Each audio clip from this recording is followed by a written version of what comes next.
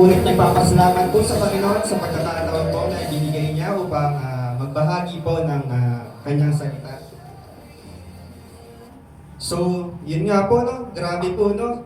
Testimony pa lang po, tsaka devotion, miracles after miracles po ang nangyayari at pinag-uusapan po natin ngayon, no? Dahil po, tayo po ay nag-aaralan natin ay open heaven. Amen po ba? Amen. Sa pa nga po, God is good? All the time. All the time? God is good. Amen. Hallelujah.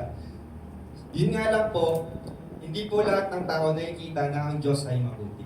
Yun po ang isa sa mga kalungkutan. Hindi po lahat, kagaya po nung devotion natin, hindi lahat nagbibigay ng papuri at pasasalamat sa Diyos. No? So hindi ko na po patatagalin. Ang ating pag-aaralan po ay pinamagatan ko pong Seeing Open Heaven. No? So bakit Seeing Open Heaven? So natural, may kinalaman sa paningin or sa mata. Kasi nga po, kagaya ng pag-aralan sa devotion, hindi po lahat nakita na bukas ang kalangitan para sa kanila. No? Kapag may hindi nasagot na panalangin, bakit ganun? Totoo bang may open heaven? Totoo ang pangako ng Panginoon? Bakit parang sa buhay ko, hindi nasasagot? Ba't sa buhay ni brother ganito, sa buhay ni sister ganito nasasagot? Pero ba't sa buhay ko, ba't parang tila sarado ang langit? Kapatid, baka hindi sarado ang langit. Baka ang sarado ay ang iyong paningin. No? So pag-aaralan po natin, no, paano po ba natin, no, or about perspective, sabihin po natin perspective. Kung paano po natin makikita na bukas ang ating kalangitan. No? So next slide po. Ayan. So ano pong nakikita nyo? So isang lalaki na tumatawid po sa lubid. Tapos bangin na kapag nagkamali siya ng isang hakbang, maaari siyang mamatay, no? So, yan po ay picture lamang po sa AI, no? So, yung AI po ay hindi naman po masama, basta ginagamit natin para sa kabutihan or sa makabuluhang bagay, no? So, yan po, sabi nung lalaki, sa mga tao, naniniwala ba kayo na kaya kong tumawid dyan sa lubid na yan mula dito hanggang sa papuntang kabilang ibayo? Sabi ng mga tao, oo, naniniwala kami. So, ginawa niya, tumawid niya siya. So nagtanong ulit yung lalaki, sabi nung lalaki, o ngayon, naniniwala ba kayo na kaya ko tumawid dyan nang naka-blindfold ako or nakapiring ang aking mga mata? Next slide po. Sabi ng mga tao, oo, naniniwala kami, kaya-kaya mo yan. So ginawa nung lalaki, tumawid ulit siya, bumalik siya doon, nakapiring ang mata niya, nakatawid ulit siya sa kabilang side. So nagtanong ulit yung lalaki, sabi nung lalaki, naniniwala ko ba kayo na kaya ko magdala ng isang bagay, nung wheelbarrow, at tatawid ulit ako sa kabilang ibayo? Sabi ng mga tao, oo, naniniwala kami, kaya-kaya mo yan. Tapos huling tanong nung lalaki, naniniwala ko ba kayo na kaya kong tumawid doon na may kasamang tao na nakapasan sa likod ko? So yung mga tao nalungkot. Sabi ng lalaki, sino gusto sumama sa atin? So walang gustong sumama. Lahat ay nalungkot, no? So kung ilalagay natin sa ating spiritual na perspective, maraming naniniwala sa Diyos. Maraming naniniwala, kaya-kaya ni Diyos, na Lord, sagutin yung panalangin ko. Kaya-kaya ni Lord, pagalingin ako. Kaya-kaya ni Lord, i-promote ako. Kaya-kaya ni Lord, sagutin ang lahat ng panalangin ko. Pero ang tanong, nagtitiwala ka ba sa Kanya? Kapag ba tinanong ka ni Lord, na halika, sumama ka sa akin sa journey ko at ipapakita ko sa iyo ang miracle. Sasama kaya tayo kagaya dun sa pinakita kong illustration. No? So nakita ng mga tao, kaya ng lalaki tumawid. Nakapikit, may dalang mabigat na bagay, nakapabalansi siya, pero tinanong na sasama ka na, ayaw mo na. No? So mga bagay na minsan, hindi natin pinagkakatiwala kay Lord. No? Naniniwala pero hindi nananampalataya or nagtitiwala sa Diyos. Magkaibang bagay po yung naniniwala. Kasi naniniwala ang Diyos, oo, totoo ang Diyos. Pero may relationship ka ba sa Kanya? Meron ka bang faith or pananampalataya sa Kanya? So basahin nga po natin sa Hebrews 11 verse 1. Ano ba ibig sabihin ng pananampalataya or faith? Ngayon, ang pananampalataya ay siyang kapanatagan sa mga bagay na hinihintay, ang katunayan ng mga bagay na hindi nakikita. No? So kagaya ng sinasabi ni Pastor Dean, ang opposite ng faith ay hindi fear, kundi sight. No? Kasi sa mundo, to see is to believe. Kailangan makita ko na gumaling ka, magmilagro si Lord sa buhay mo, bago ako maniniwala sa iyo. Bago ako sasali sa church na yan. So hindi po ganoon ang prinsipyo ni Lord. Ang sabi dito, maniwala ka muna at ipapakita niya sa iyo. No, maniwala ka muna at magtiwala ka muna sa Kanya, magkaroon ka muna ng relationship sa Kanya. At saka ka magkakaroon ng open heaven. At saka niya sasagutin yung mga bagay na hinihiling ng puso mo. Basahin pa nga po natin sa Hebrews 11 verse 6. Ayan, mga Hebreo 11:6. Hindi maaaring kalugdan ng Diyos ang walang pananampalataya sa Kanya, sapagkat ang sino mang lumalapit sa Diyos ay dapat sumampalatayang may Diyos. So yun yung unang prerequisite o requirement ni Lord. Kailangan maniwala ka munang may Diyos. At hindi lang basta naniniwala kang Diyos siya rin ay siya ang nagbibigay ng gantimpala sa mga humahanap sa Kanya. Lahat po ba binibigyan niya ng gantimpala? Amen, no? Lahat ng humahanap sa Kanya. Pero ang tanong ko, kapatid, kayamanan lang ba ang binibigay or para makita na ikaw ay successful? Hindi lang po kayamanan, no? Kasi ang kayamanan lang pagbabatayan, marami mas mayaman sa atin. Pero ang tanong, meron ba silang Diyos? Meron ba silang pananampalataya? No? Hindi po nasusukat ang success sa kayamanan. Dahil marami pong kayamanan ang hindi galing sa mabuting gawa. No? Kagaya po ng mga sugal, drugs. No? Pinagpapala sila, pero hindi ni Lord. Nakaaway. No? At nabubulag sila. At ang pag-aaralan natin ngayon mga kapatid, gaya na sinabi ko, seeing hope, may relation sa ating Panginoon. Kasi maraming bagay ang bumubulag sa tao. Marahil galit, inggit, pera, kasalanan, at kung ano-ano pang toxic culture, ano-ano pang mga bagay sa kamunduhan ang maaaring bumulag sa isang tao. No? So pag-aaralan po natin, next slide po, yung miracle ng ating Panginoon na siya po ay nagpagaling ng mga bulag. No? So marami pong mga may sakit, bulag, pipi, bingi, lumpo, ang pinagaling ng ating ng ating Panginoon, kagaya ng mga ketongin, no? Maraming miracles na ginawa si Lord, na kung iisa-isayin natin, baka gabi pa tayo matapos dito. No? So pumili lang po ako ng 5. 5 instances sa Bible kung saan si Lord ay nagpagaling ng bulag. No? So kagaya kanina, pinag-aralan ng si devotion, ketongin yung pinagaling niya.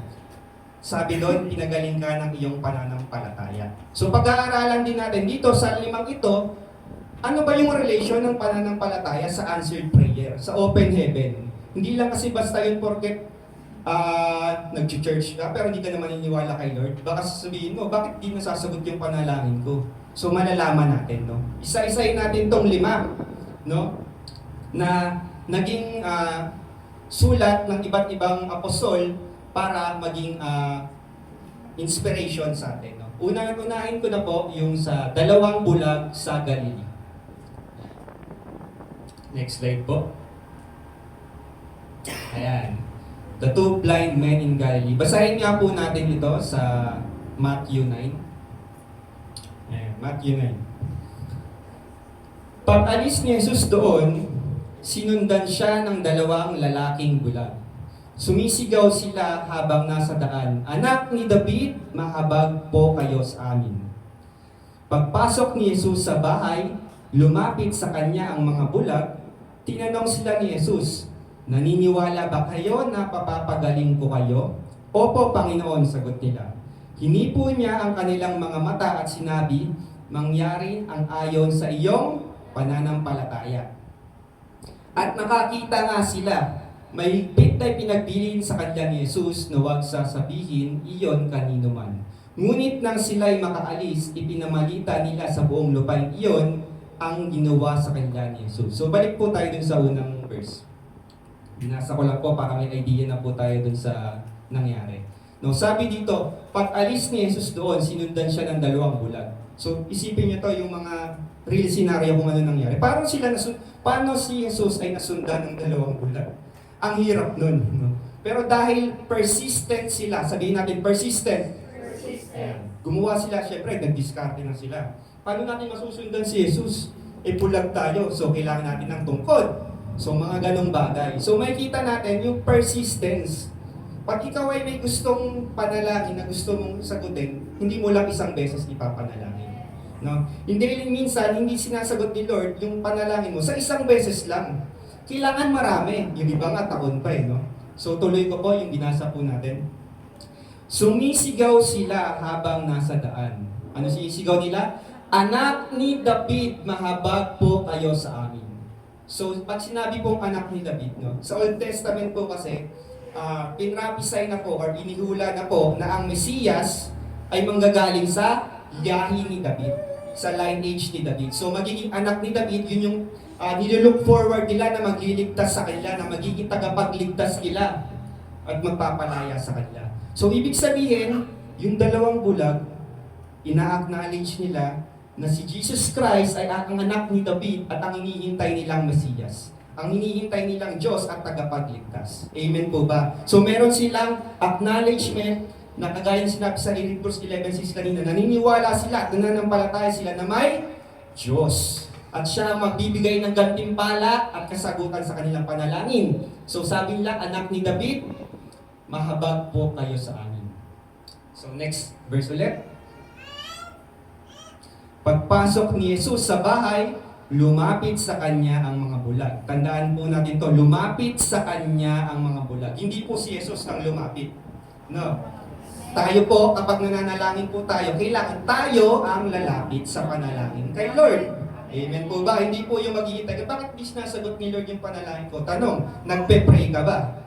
No. So yun yung malaking tanong. Sabi dito, lumapit sa kanya ang mga bulag. Tapos, tinanong sila ni Jesus, naniniwala ba kayo na mapapagaling ko kayo? Anong sagot nila? Opo, Panginoon. Hindi lang basta opo. Merong acknowledgement na si Jesus Christ ang kanilang Lord and Savior.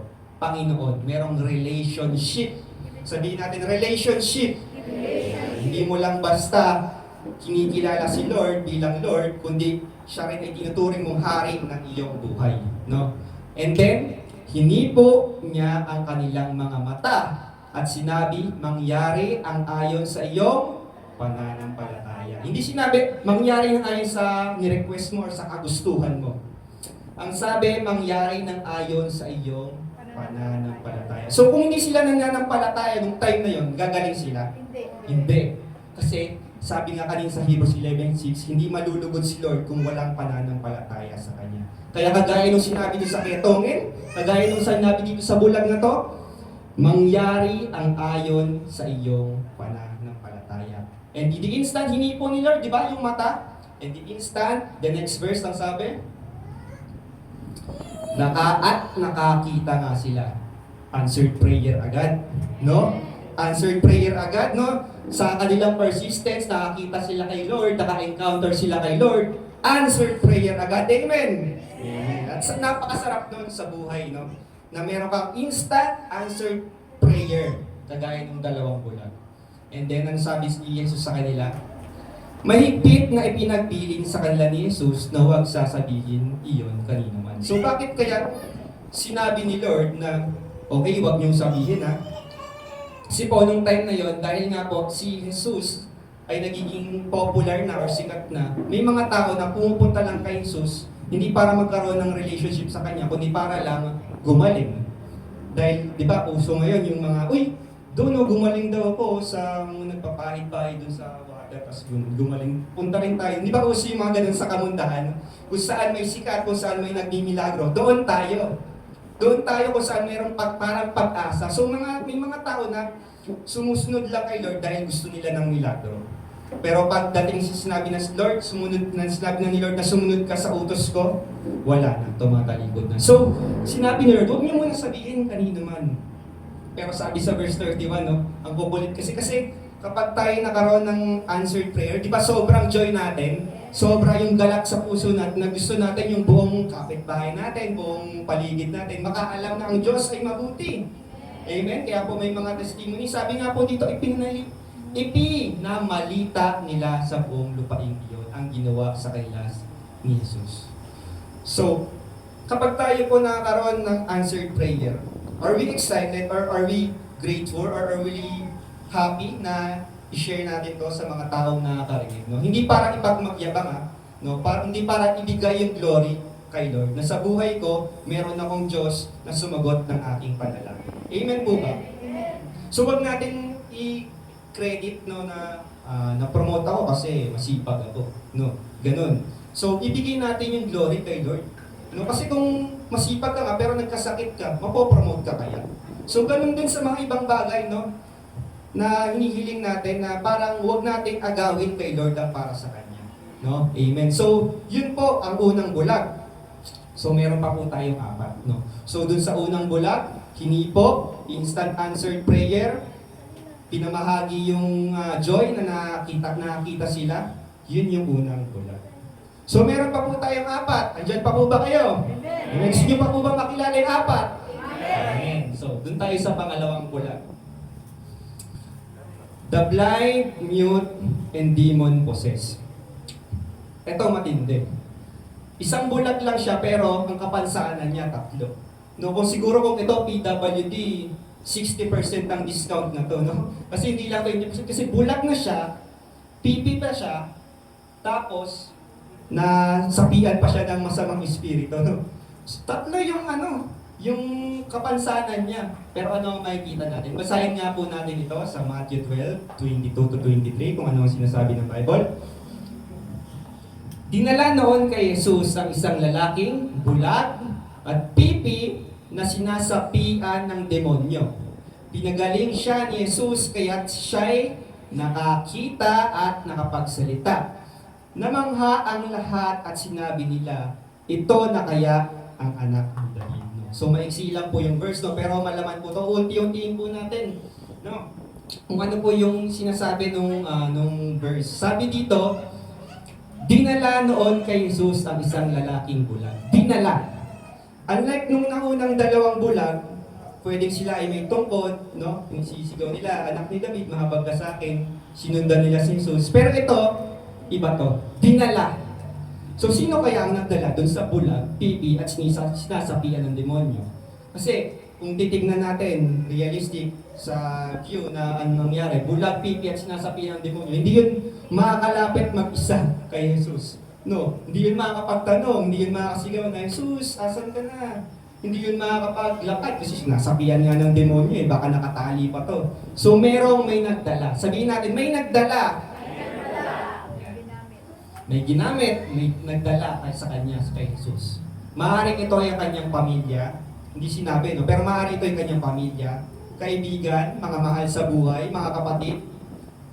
Hindi sinabi, pero ang sigurado ko lang, ang tunay na kapatid, tunay na kaibigan, kung gusto mo talaga ng tunay na kaibigan, hanapin mo yung kaibigan na magdadala sa iyo papalapit kay Jesus.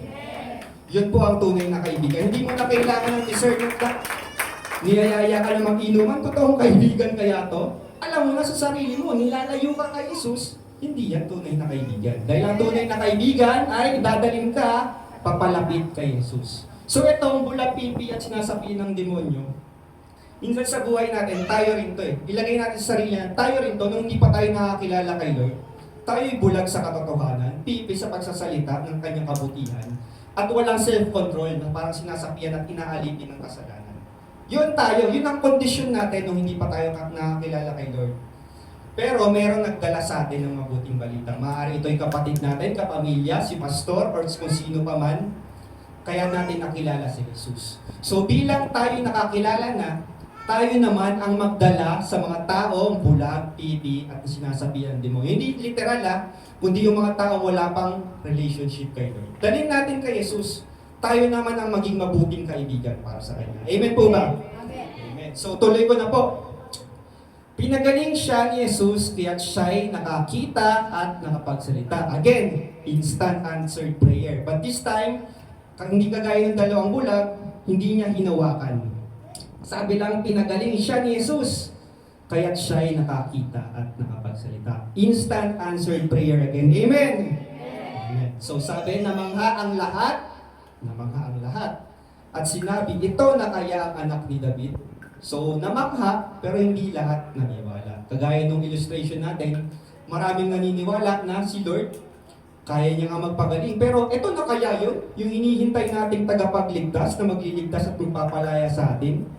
Question mark, So, hindi lahat. Merong mga nagdududa pa rin kahit na pinakita na ni Lord ang kanyang kapangyarihan, So, minsan sa buhay natin, huwag na tayo magduda kay Lord. Nakita na at naranasan na natin makakita, maka-receive ng answered prayer. Huwag na tayo magduda kapag may pinadala ulit si Lord na problema sa atin. Dapat, we look forward na pagtagumpayan ito nga, yung nakaraan, how much more ngayon, nakasama ko si Lord.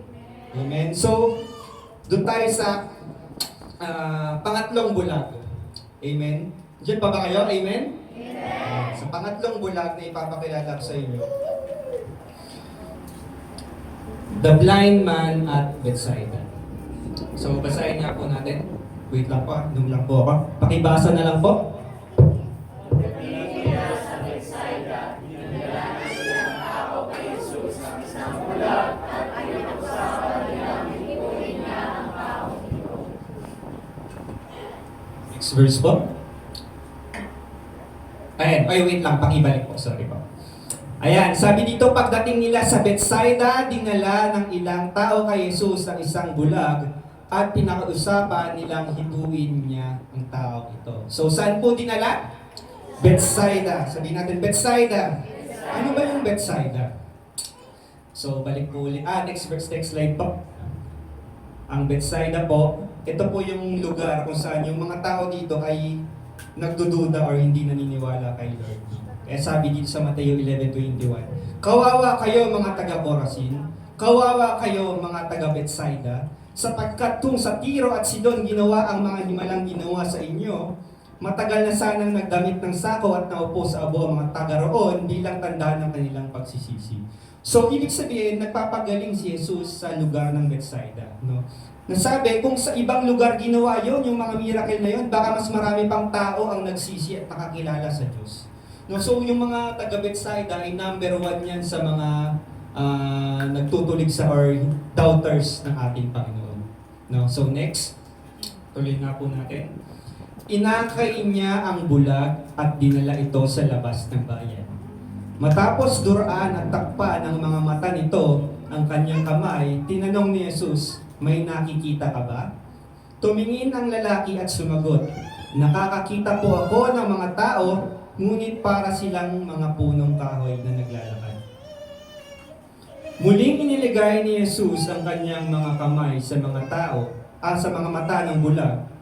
Sa pagkakataon ito, tuminging mabuti ang bulag, na numbalik ang kanyang paningin at nakakita na siya ng malinaw. Sinabi sa kanya ni Jesus, maaari ka nang umuwi, huwag ka nang bumalik sa bayan. So balik nga po ulit natin doon sa kanina slide. Bulay-bulayin po natin kung ano po yung mga makukuha natin doon sa sinasabi dito sa Bible. Next slide po. Ayan, sabi, inakay niya ang bulag at dinala ito sa labas ng bayan. So, this time, unlike nung kanina na unang dalawa, sa harap ng maraming tao, pinagaling ito ni Lord. Maraming nakakita, maraming namangha, sa harap ng maraming tao. Pero this time, hindi instant at ang sabi dito, dinala ito sa labas ng bayan. So, in-isolate. One-on-one sila ni Lord. Hindi sa harap ng maraming tao, sabi dinala sa labas ng bayan. So bakit kaya dinala ni Lord sa labas ng bayan? Bakit hindi pa doon mismo sa harap ng maraming tao? Kasi nga sila ay nasa Bethsaida. At ang Bethsaida ay, kahit nakita nila, hindi sila naniniwala. Nagda-doubt pa rin sila. So, nilabas ni Lord yung bulag sa labas ng bayan. One-on-one sila ni Lord. So, minsan sa buhay natin, kailangan natin ina-isolate tayo ni Lord para mas marinig natin yung boses niya. Kasi doon sa Bethsaida, maaaring wala, hindi totoo yan. Habang pinapagaling siya, maaaring wala, tsamba lang yan. Maraming maggaganon, magsasalita. At maaaring yung bulag, yun yung mapapakinggan niya. At masasabi ko, magic lang ata to Parang ganon. So, ma-divert yung faith kasi may mga tao nag-uudyok ng pagdududa. Isipin nyo, kapatid, nagsiservice tayo, tapos doon tayo sa palengke, magkakaintindihan kaya tayo? Siyempre, hindi kasi may dumadaang sasakyan, may mga nagtitinda, magulo. Hindi tayo magkakaunawaan. No, kaya minsan sa buhay natin, kaya tayo ina-isolate ni Lord or pinapatahimik yung buhay natin na para one-on-one tayo sa Kanya makapagsabi ng ating nilalaman ng ating puso. No? Kasi minsan kapag lubog na tayo sa problema, ang daming toxic culture, ang daming sabi na hindi na yan masasagot yung prayer mo, ang tagal mo na naghihintay. Maraming mga ganon. Wala namang nagbabago sa buhay mo eh. No, maraming kung ano-ano ang sasabihin sa'yo. Minsan yung mga nasa mas malapit pa sa'yo, yun yung magsasabi. Pero ang sabi dito, dinala ito sa labas ng bayan. Dinala yung bulag, inaakay ni Lord. Si Lord mismo ang nag-aakay sa'yo na lumabas ka dyan sa toxic environment na yan at mag-usap tayo. Sabihin mo sa akin kung anong kagustuhan mo. Sabihin mo sa akin kung anong nararamdaman mo. Kagaya ng bulag. No, sabi dito, dinala sa labas ng bayan. Matapos duraan at takpan ang mga mata nito ang kanyang kamay, tinanong ni Jesus, may nakikita ka ba? Tumingin ang lalaki at sumagot, nakakakita po ako ng mga tao, ngunit para silang punong kahoy na naglalakad. So, hindi po agad siya instant na nakakita, unlike dun sa dalawa. Yung hinawakan ni Lord, dinuraan ni Lord yung kamay at pinahit sa mata niya, hindi agad siya nakakita. Sabi dito, blurred din, no? Balik nga po natin dito. Sabi, parang punong kahoy na naglalakad, nakakita siya, pero blurred.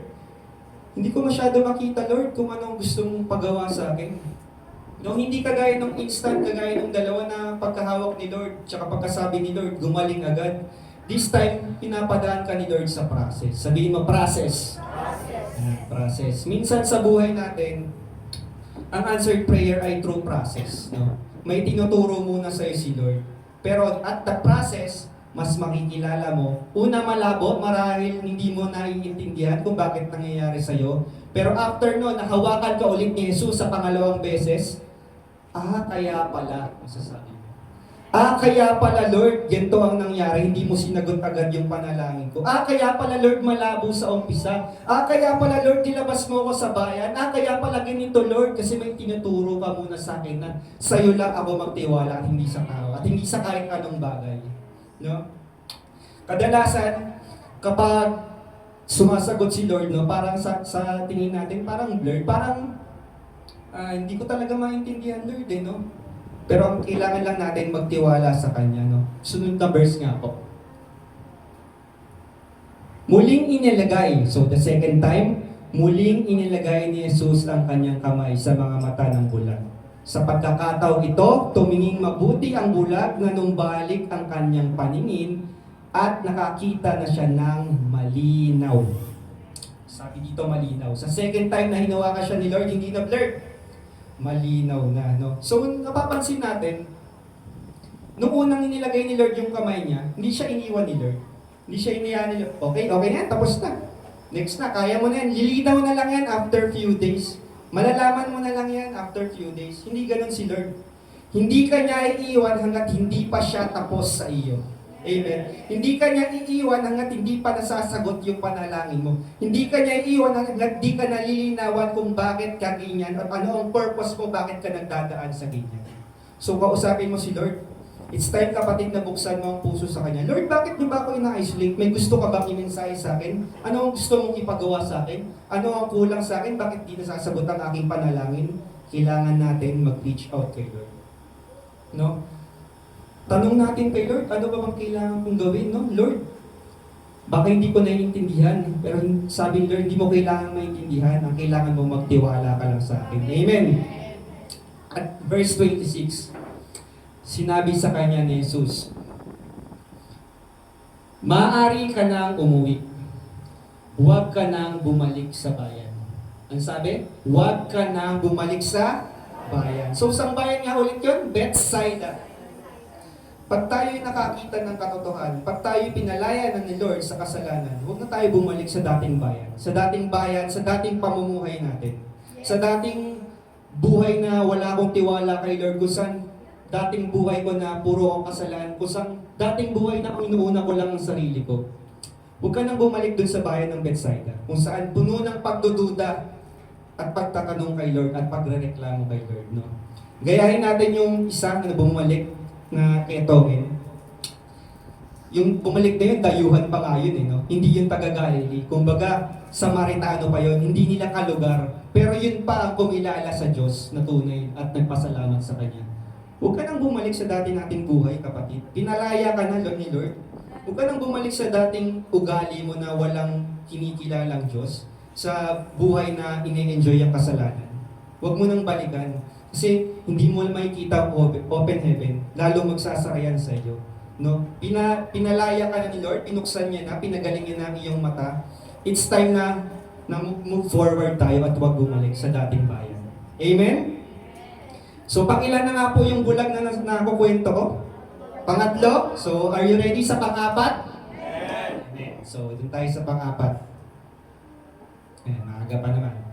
Yung pang-apat po ay ang the man born blind at the pool of Siloam. So, itong tao naman ito, yung unang tatlo, hindi sinabi kung pagkapanganak nila, bulag na sila. No? Ang sabi lang, bulag.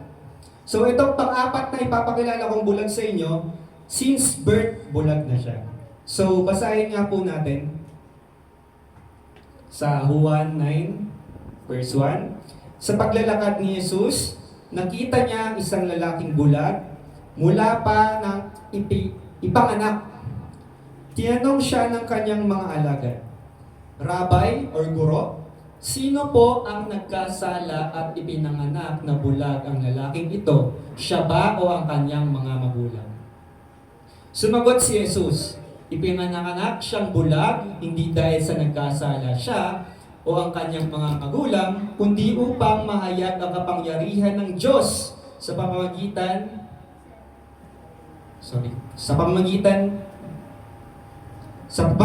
niya. Yan. Kulang lang po. Sorry po. Next verse po. Kailangan gawin natin ang mga ipinapagawa ng nagsugo sa akin habang may araw pa. Darating ang gabi kung kailan wala nang makakapagtrabaho. Habang ako'y nasa sanlibutan, ako ang ilaw ng sanlibutan. Pagkasabi nito, dumara si Jesus sa lupa at gumawa ng putik. Pagkatapos, ipinahid niya ito sa mata ng bulag. Sinabi ni Jesus sa bulag, pumunta ka sa imbakan ng tubig sa Siloe at maghilamos ka roon. Ang kahulugan ng salitang Siloe ay sinugo. Pumunta nga ang bulag, naghilamos doon at pagbalik niya ay nakakakita na. Sinabi ng mga kapitbahay niya at ng mga nakakakita sa kanya noong siya'y namamalimos pa, hindi ba yan ang lalaking dating nakaupo at namamalimos? Sumagot ang ilan, iyan nga. Sabi naman ng iba, hindi, kamukha lang. Kaya't nagsalita ang dating bulag, ako nga po iyon. Paano kang nakakita? Tanong nila. Sumagot siya, ang lalaking tinatawag na Jesus ay gumawa ng putik at pinahid iyon sa aking mata. Pagkatapos sinabi niya sa akin, pumunta ka sa Siloe at maghilamos. Pumunta nga ako doon at naghilamos at nakakita na ako. So, dito naman sa bulag na ito, hindi rin instant answered prayer. So, basahin po natin ulit sa John 9. Himay-himayin po natin kung ano po yung sinasabi ulit. Sa verse 2, dito na po tayo. Tinanong siya ng kanyang mga alagad, Rabbi, sino po ang nagkasala at ipinanganak na bulag ang lalaking ito? Siya ba o ang kanyang magulang? Sabihin natin blame. Ang tao mahilig mag-blame or magsisi. Blame culture. No, kaya nangyayari sa iyo yan kasi makulit ka. Kaya nangyayari sa iyo yan kasi masama ka. Kaya nangyayari sa iyo yan kasi isinumpa ka. Ganon ang sinasabi ng mundo. No? Blame culture. Sinasabi nila na, sino kasalanan mo? Bakit siya pinanganak na bulag? Kaninong kasalanan nga ba sabi? No? Nagtatanong yung mga disipulo niya, bakit ganon? Bakit may pinanganak na bulag? No? Bakit ganon? Hindi na lang ako pinanganak na mayaman, no? E di sana kung mayaman ako, hindi na ako nananalangin sa'yo ng kayamanan, Lord. Bakit mo kasi ako pinanganak, Lord, na mahirap? No, parang kasalanan pa ni Lord na kung ano yung nangyayari sa'yo ay kasalanan niya, no? Bakit pinanganak mo kasi ako, Lord, na may sakit? Bakit pinanganak mo ako sa mahirap? Di na lang ako anak ni Manny Pacquiao. Bakit ganito? Bakit ganyan? Marami kang tanong na parang kino-compare mo yung kalagayan mo ngayon na hindi ka sana ganyan kung naging maganda ang pagpo-provide or pagpapanganak sa'yo ni Lord. Tawag dyan blame culture. No? Huwag natin sisihin si Lord. Huwag natin isisi kung kani-kanino yung kalagayan natin. No? Ang sabi dito, pinanganak siyang bulag dahil may gagawin si Lord sa kanya. Sabihin mo sa katabi mo, may gagawin si Lord sa iyo. Sa present condition mo ngayon, kapatid, may gagawin si Lord sa iyo. No, hindi yan kasalanan ng kani-kanino. Huwag mong ituro, may gagawin si Lord sa iyo. Ang kailangan mong makita kung ano ang gagawin ni Lord sa buhay mo. No? So, next verse po, sabi dito, hindi upang mahayag ang kapangyarihan ng Diyos sa pamamagitan niya. Next. Kung ano po nangyari. So, sige, next slide pa. Sabi dito, pagkasabi nito, dumura si Jesus sa lupa at gumawa ng putik. Pagkatapos, ipinahid niya ito sa mata ng bulag. So, logically speaking, dumura sa lupa, kumuha ng putik, tapos pinahid sa mata. No? Unlike dun sa unang tatlo na bulag, walang ginawang ganun si Lord. Yung isa hinipo lang, yung isa sinabi lang. No? Yung isa inilabas sa bayan. Pero ito, parang, Lord, kumuha ka ng putik, ang dumi nun, ipapahid mo sa mata ko, baka mamaya may infection pa tong mata ko, hindi ako gumaling. Di ba? Hindi po logical ang pamamaraan ni Lord. Kung sa paningin ng tao, bakit ganun? Bakit parang questionable na gagaling ba ako talaga dito? Parang lalo akong mamamaga yung mata ko dito no? So mapapansin natin dito, yung unusual way ng healing ng ating Panginoon. So hindi na pinaliwanag bakit putik ang ginawa. Bakit ganon? Pero ang importante, gumaling. Amen. Gumaling, nakakita. So ano nga po ulit ang nangyari? Gumawa ng putik, ipinahid niya ito sa mata ng bulag, ibang kaparaanan ni Lord, pero ang outcome pa rin nakakita. So after nun, pinahid yung putik, ano sabi? Sinabi ni Jesus sa bulag, pumunta ka sa imbakan ng tubig sa Siloe at maghilamos ka roon. Kumbaga pumunta ka doon sa swimming pool sa Siloam.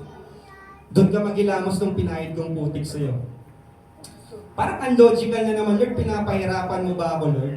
Pinahiran mo ng putik yung mata ko, bulag ako, maglalakad pa ako papunta doon sa swimming pool ng Siloam, tapos tsaka pa ako gagaling. So anong sabi sa kanya ni Jesus? Inuutosan siya, pumunta ka. So kung hindi siya pumunta, gagaling kaya siya? Hindi, no? Marahil hindi. Mananatiling putik ang putik sa mata niya kung hindi siya sumunod. No? Mananatiling prayer lang ang prayer mo kung hindi ka susunod. No? Kung hindi ka susunod sa sinasabi ni Lord, hindi ka makaka-receive ng open heaven. So ano nang ginawa? Ano nga sabi? Pumunta nga ang bulag, naghilamos doon, at pagbalik niya ay nakakita na siya. So pag sinabing faith, hindi lang po basta nananampalataya, natitiwala, kailangan meron rin obedience. Sabihin natin obedience. Pag may sinabi si Lord sa'yo na ganito gawin mo, bitawan mo na yan. Lord, gusto ko yung mapapangasawa ko, Christian. May girlfriend ka ngayon na unbeliever. Sabi, Lord, bitawan mo na yan. Hindi ka sumunod, makukuha mo kaya yung prayer mo? Hindi. Kailangan mo bitawan. No, kasi kailangan mo sumunod. Di ba? Kailangan mo sumunod para makuha yung prayer request mo. Kasi sometimes, pinipilit natin yung mga bagay-bagay na, Lord, ito na lang. Ito kasi ang gusto ko Pero ang sabi ng Bible, hindi ang gusto mo, kundi ang kalooban ng Panginoon. Kahit si Lord mismo, kahit sabi niya nung ipapago na siya ng cross, hindi yung kalooban ko, Lord, kundi ang kalooban mo ang masunod. No? Kung pwede, alisin mo na yung kopa na paghihirap to sa akin, pero hindi ang kalooban mo. Kung si Lord nga nagpasakop sa kalooban ng Ama, how much more pa kaya tayo? Amen. So yun po, next slide po. Sinabi ng mga kapitbahay niya at ng mga nakakita sa kanya noong siya'y namamalimos pa. So ibig sabihin pala, itong bulag na to, beggar din to, no? Pulube, no? Namamalimos. Hindi ba yan yung lalaking dating nakaupo at namamalimos? So namukhaan siya Kasi dati nga siyang bulag. No? Dati siyang pakalat-kalat dyan. Tapos ngayon, naglalakad na, nakita mo. Si ano yun, di ba? Yung yung dating namamalimos, tapos ngayon nakakita na. Si brother, ano yan, di ba? Yung malakas magsugal dati, tapos ngayon hindi na. No? Nagkatrabaho na. Sila singgero yan dati. Kasama namin yan dati sa inuman, pero ngayon nag-church na. Familiar ba? So, ganun rin, kahit nung New Testament pa, nangyayari na pala yun. Yung pinag-uusap-usapan, kapag may nangyari sa buhay, maganda sa buhay mo, tapos itinaas mo si Lord, pinag-uusapan ka, nangyayari na pala yun. Sabi, sumagot ang ilan. Iyan nga, sabi naman, hindi, kamukha lang. No, maraming pagdududa na, siya pa talaga yun? Bulag nga yun, since birth. So alam nila, wala naman sigurong mangloloko dito na since birth, magpapanggap siyang bulag, tapos sabihin nakakita. So since birth, bulag siya. So alam nung nasa paligid niya na bulag siya, no? Kaya nagsalita ang dating bulag, ako nga po yun, no? So testimony, no? Minsan, gaya nung mga naunang bulag, pinapagaling ka ni Lord para maging testimony ka para sa iba. Hindi para ipagyabang na ako kasi sumunod kayo, hindi kaya ganyan kayo. Hindi ganon. Kundi para i-encourage din sila na maging kagaya mo at makaranas ng open heaven sa buhay nila. No? So, next slide po. Paano kang nakakita? Tanong nila. So, yun. Shinare niya yung personal experience niya. So, mga kapatid, pag tayo po yung nag-share ng gospel, minsan hindi mo kailangan kabisado ang buong Bible. Through your personal experience, mapapahiwatig mo at mapapahayag mo na mabuti ang Diyos at tunay na Diyos sa personal experience mo pa lang. No? Hindi kailangan kabisado mo ang buong Bible, pero kung maalam at kakilala mo talaga si Lord, maaari mo yung i-share sa mga tao na nangangailangan, sa mga tao na sa paligid mo, sa mga tao, pamilya mo, kapatid mo, mga kaibigan mo. Through your own personal experience, may papahayag mo ang gospel. Amen. Kasi ang gospel lamang naman po ay ang pagtanggap, pagtalikod natin sa kasalanan, pagtanggap natin sa ating Panginoong Jesus, nating Panginoon at tagapagligtas. Amen? So basahin ko nga po ulit, nasabi na basa na po natin yan kanina, yung kanyang testimony ng bulag. Next slide po. Pang 5 na. So yan na po, sabi nga dito, no, pumunta ka sa Lord, maglamos, pumunta nga ako doon at naglamos at nakakita na ako. So this time naman, faith and obedience, after yun na-receive yung kanyang miracle. No? So punta na po tayo sa panglima. At sa panghuling bulag na ipapakilala ko sa inyo. Ayan. Si Blind Bartimaeus. Marahil niya rinig nyo na ito. Pero basahin ulit natin. So this time may pangalan na. Ano pangalan? Bartimaeus. Ayan. O sa Tagalog, Bartimeo.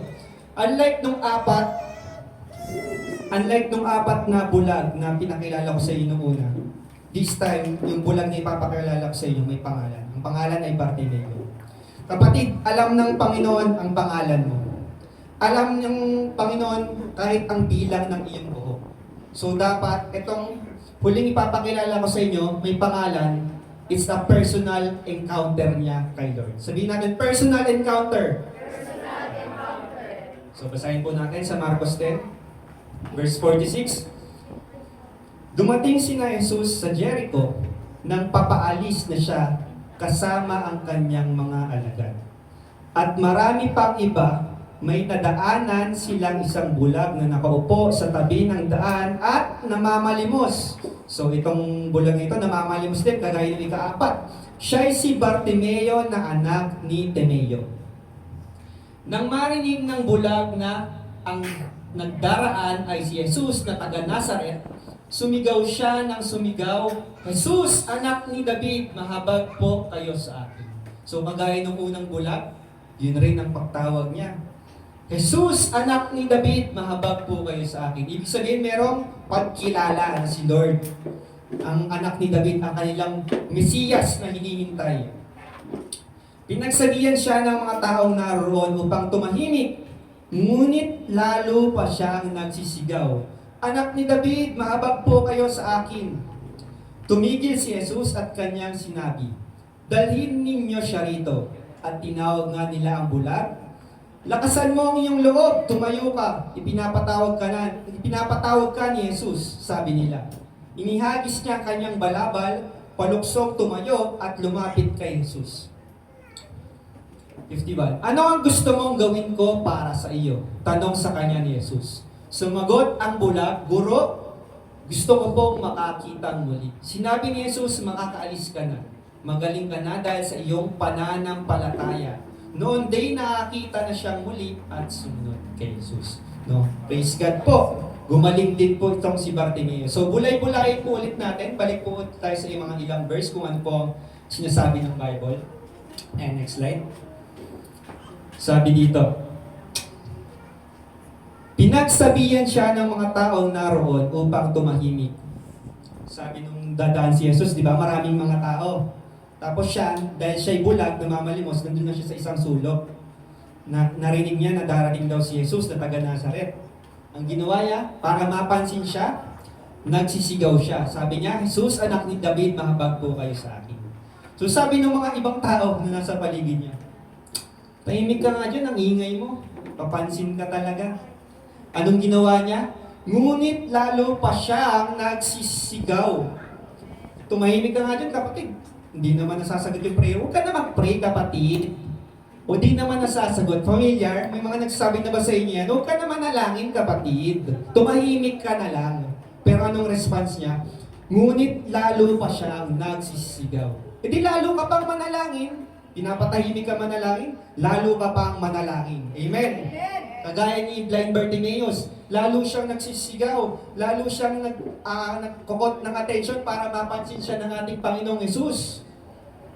At next verse, sabi, tumigil si Jesus sa kanya. Nakot na ni Lord, nakot na ni Jesus yung attention ni Bartimaeus. Sabi, dalhin niyo siya rito. At tinawag nga nila ang bulag, lakasan mo ang iyong loob, tumayo ka. Pinapatawag ka ni Jesus, sabi nila. Inihagis niya ang kanyang balabal at paluksong tumayo at lumapit kay Jesus. So take note of this mga kapatid, balabal. Nung nung mga Old Testament po, pag ikaw ay may balabal, kumbaga ikaw ay kung may driver's license, ikaw ay may beggar's license, no? Ikaw ay legit na mamamalimos, no? Kung mayroon kayong latag, di ba, balabal yan. Yan yung nilalatag nila sa sahig. Tapos dyan ihahapis yung limos mo. Yun po yung balabal. At ano po yung balabal? Yan lang ang tanging pag-aari ng isang pulube. Siyempre, wala namang bahay yung pulube, kaya nga siya nasa kalsada. Wala siyang ibang damit or mga ibang gamit. Ang meron lang siya, sabi dito kay Bartimeo, meron siyang balabal. Pero ang sabi dito, inahagis niya na ang kanyang balabal. So technically, hindi pa siya gumagaling. Hindi pa siya nakakita. Pero inagis niya na yung kanyang balabal. Hindi ko na kailangan to. It's his way of saying, hindi ko na kailangan to. Hindi pa siya nakakita, hindi pa nasasagot ni Lord ang panalangin niya, pero inihagis niya na. Kasi alam niya, hindi niya nagagamitin ulit yung balabal niya. Kasi makakakita na siya at hindi na siya magiging pulube. And that is faith. Minsan hindi mo kailangan na ma-receive na agad para itapon yung balabal na pumipigil sa'yo para maging pulubi ka. Hindi ka tinatawag ni Lord para maging pulubi or mamalimos ng kapayapaan, ng kagalakan, ng kayamanan, ng atensyon ng ibang tao. Huwag mo hanapin kung saan-saan sa pamunduhan yung mga bagay hindi kaya ibigay sa'yo ng mundo. Hanapin mo ito kay Lord. At pag lumapit ka, itapon mo na yung balabal. Take a step of faith. Itapon mo na yung balabal kasi hindi mo nagagamitin yun kagaya ni Bartimeo eh. No, bakit pa ako magbabalabal? Hindi na nga ako magiging pulubi. Hindi pa siya gumagaling, pero by faith, alam niyang pagagaling siya ni Jesus. Ano pang ginawa niya? Hinagis niya ang kanyang balabal at paluksong tumayo. Again, palukso, ibig sabihin with joy. No? Hindi pa nare-receive yung answered prayer ko, nananalangin pa rin ako, pero with joy. Sabihin natin sa katabi natin, with joy. Kagalakan. Ano po ba ang kaibahan ng happiness sa joy? So yung happiness, yung masaya ka. Pero yung joy, kahit na merong problema ka, magalak ka kasi alam mong kasama si Jesus. At yun yung isa sa mga fruit of the Spirit. Joy! Joy na hindi mananakaw ng sino man. Kasi alam mong kasama mo si Jesus. Paluksong tumayo at lumapit kay Jesus. No? With joy na lumapit siya kay Lord. And next verse. Ayan. Ano ang gusto mong gawin ko para sa iyo? Yun yung tanong sa kanya Jesus. Personal. Hindi niya sinabi, alam naman ni Lord na bulag siya. Alam naman ni Lord na ang kailangan niya is makakita. Pero bakit kaya tinanong pa ni Lord, ano ang gusto mong gawin ko para sa iyo? Hindi ba alam ni Lord? Hindi ba alam ni Lord na ang prayer request ko ay magkatrabaho ako kasi wala akong trabaho? Hindi ba alam ni Lord na ang prayer request ko ay gumaling ako kasi may sakit ako? Pero tinatanong pa rin. Kasi gusto niya manggaling sa iyo. Kasi ang dealing ni Lord sa atin, sa bawat isa sa atin, ay personal. Personal po. Kaya po tinatanong niya ni Lord. Kasi gusto ni Lord sa atin manggaling.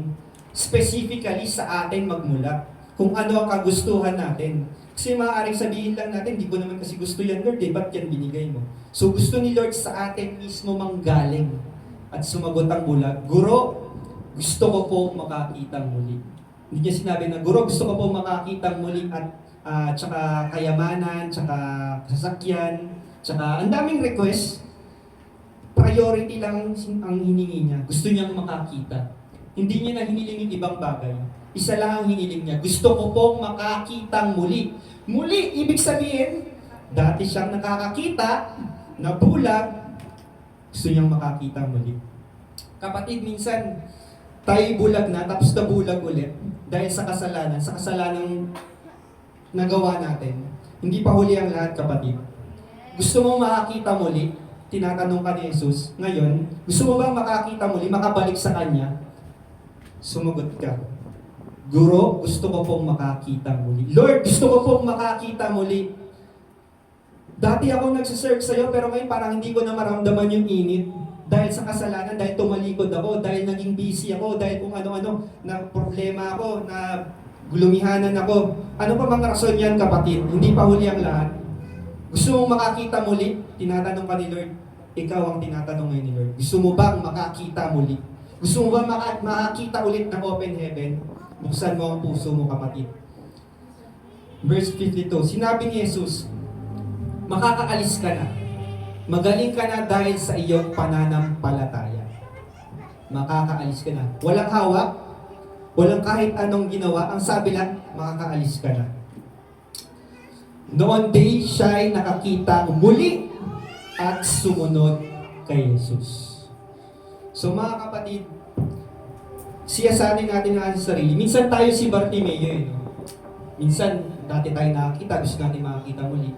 Kasi pag nakakita tayo, pinagaling tayo ni Lord dahil sa ating pananampalataya, sumunod na tayo kay Jesus. No, wag na, bukas na lang ako susunod. Enjoy ko muna to ngayon. Ngayon, sumunod agad si Bartimeo kay Jesus. So ito'y paanyaya mga kapatid. Sumunod na tayo kay Lord, huwag na matigas sa ulo. Buksan natin ang puso. And next verse, magtatapos na po tayo.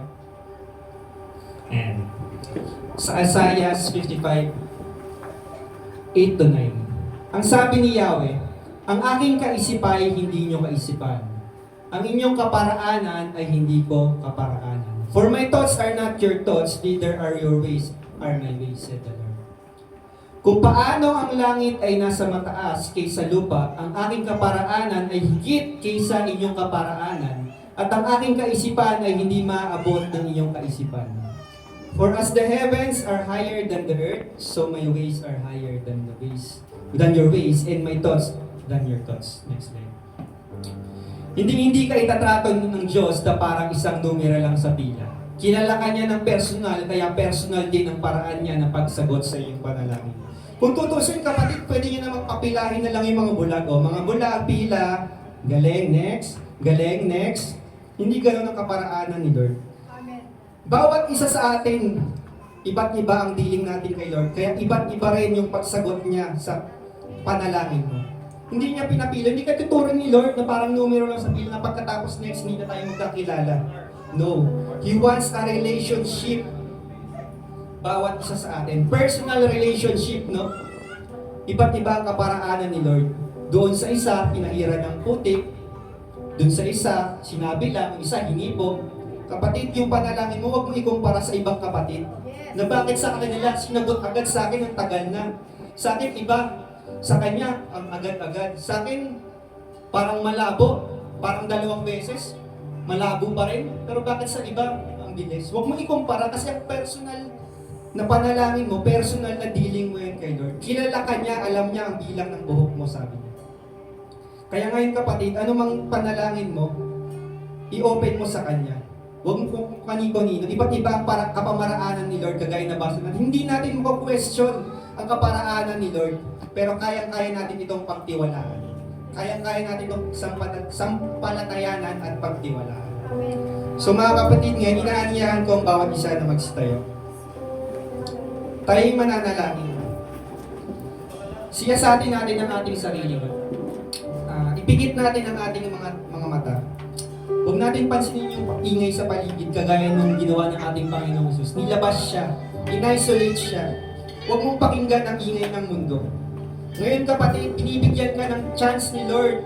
Kumakatok siya sa puso mo. Dadaan siya ka ngayon, kagaya ng pagdaan niya kay Bartimeus. Willing ka ba na buksan ang puso mo sa Kanya? Baka katulad ni Bartimeus, nasa tabi tayo ng daan, pagod, naiwan na ng mundo, nakakulong sa kadiliman. Baka pakiramdam mo, paulit-ulit na lang ng araw mo. Parang araw-araw na lang, walang nangyayari. Na parang namamalimos ka sa kapayapaan, sa pag-ibig, na hinahanap mo sa mundo yung bagay na hindi mo makita. Baka sa maling lugar mo hinahanap ito, kapatid. Lord, patawarin niyo nga po kami, Lord, kung kami naging bulag. Bulag sa mga plano mo. Bulag sa katotohanan, sa galit, sa kasalanan. Pero right now, Lord, dumadaan si Lord. Jesus is passing by, kagaya ng namin niya kay Bartimeus. Kumakatok sa puso mo at tinatanong ang same question, anong gusto mong gawin ko para sa'yo? Right now, kapatid, sabihin mo kay Lord, anong gusto mong gawin ko sa'yo? Tinatanong ka ni Lord. Buksan mo ang iyong puso at sabihin mo sa Kanya. Gusto ni Lord na pagalingin ka? Gusto ni Lord buksan ang iyong puso? He wants you to give you a new vision, a new life, a new heart, forgiveness sa guilt, sa mga problema na hindi mo na kaya isolve, mga problema sobrang bigat na, Lord. Higit sa lahat, He wants your heart. Kumakatok siya sa puso mo ngayon. Lord, gusto kong makakita muli. Lord, gusto ko ng pag-asa at pagmamahal sa piling mo. Lord, I want to surrender my life to you today. At kung wala ka pang relasyon kay Lord, Lord, binubuksan ko ang puso ko ngayon at pinapapasok ka bilang Panginoon at Hari ng aking buhay, Panginoon. Tanggapin mo ang Panginoon bilang Panginoon at Hari ng buhay. Huwag ka na muna. Sa iyo na ang manipela, Lord. We surrender everything to you, Lord. Huwag na natin pangunahan ni Lord. And right now, mga kapatid, hindi aksidente na naririnig mo to. Sabi nga sa John 1:12, subalit ang lahat ng tumanggap at sumampalataya sa Kanya ay binigyan niyang karapatan maging anak ng Diyos. So kung wala ka pang relationship kay Lord, I invite you, kapatid, right now, confess that Jesus Christ the Lord, our God and our Savior, at wala nang iba. Manampalataya ka sa Kanya. At bubuksan niya yung mata na makakilala ka, makita ang katotohanan, makita ang Kanyang pag-ibig. Lord, bigyan niyo ulit kami ng bagong panimula. Hindi pa huli ang lahat. Lord, salamat. Salamat sa iyong dakilang pag-ibig para sa amin na ikaw ay namatay sa krus ng Kalbaryo para bayaran ang aming mga kasalanan, Lord. Lord, maghari ka sa aming buhay. Salamat po, Lord. Simula ngayon, Lord, sa iyo na ang aking buhay. Ikaw na ang mag-control nito. Ikaw na ang maghari nito, Lord. Sa iyo na ang aking buhay, Lord. Salamat, mga kapatid. Nawa ang mensahe ito hindi lamang lumagpas sa kabilang tenga mo, kundi ating mga lakaran ito at tanggapin natin sa pang-araw-araw na pamumuhay. I-claim natin ang prayer is powerful, Panginoon. Ipamuhay po natin ito, Panginoon, mga kapatid. Salamat, Lord. Sa iyo lamang ang papuri, pasasalamat at pagsamba sa mga pangyarihan pangalan ng aming Panginoong Jesus at tagapagligtas. Amen. Yun lamang po, to God all be the glory. And sa communion